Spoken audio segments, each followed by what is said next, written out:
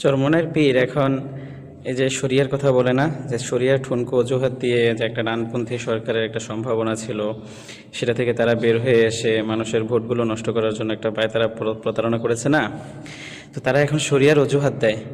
তাদের বাস্তবতা খেয়াল করেন, তারা যতদিন রাজনীতি করে অতীত তাদের একটু দেখার চেষ্টা করেন। যারা প্রকৃতপক্ষে শরিয়ার পক্ষে কথা বলেছে, শরিয়ার জন্য আন্দোলন করেছে, নিরেট তাওহিদবাদী যে সকল ওলামায়ে কেরাম, তাদেরকে তারা মানহাজি ট্যাগ দিয়েছে, খারেজি ট্যাগ দিয়েছে, গোয়েন্দা সংস্থার কাছে গিয়ে রিপোর্ট দিয়েছে। তারা যখন নির্যাতিত ছিল, শরিয়ার কথা বলতে গিয়ে শুধুমাত্র কোনো দলের ছিল না, কোনো রাজনৈতিক দলের ছিল না, নিরেট ইসলামের কথা বলেছে, তারা ইসলামী বিপ্লবের কথা বলেছে।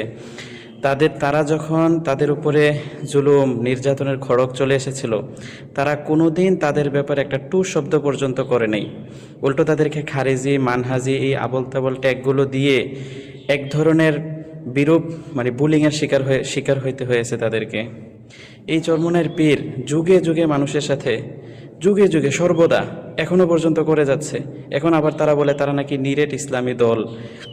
বাইরে ভাই, এই পন্থায় এরা জীবনও শরিয়া কায়েম করতে পারবে না, মানুষের ভোটগুলো নষ্ট করবে, মানুষকে প্রতারিত করবে। জাস্ট এই কথাটা ভাই হজম করতে পারলে করেন, আর না হয় একটু দূরে চলে যান, আমার সমস্যা নেই ভাই।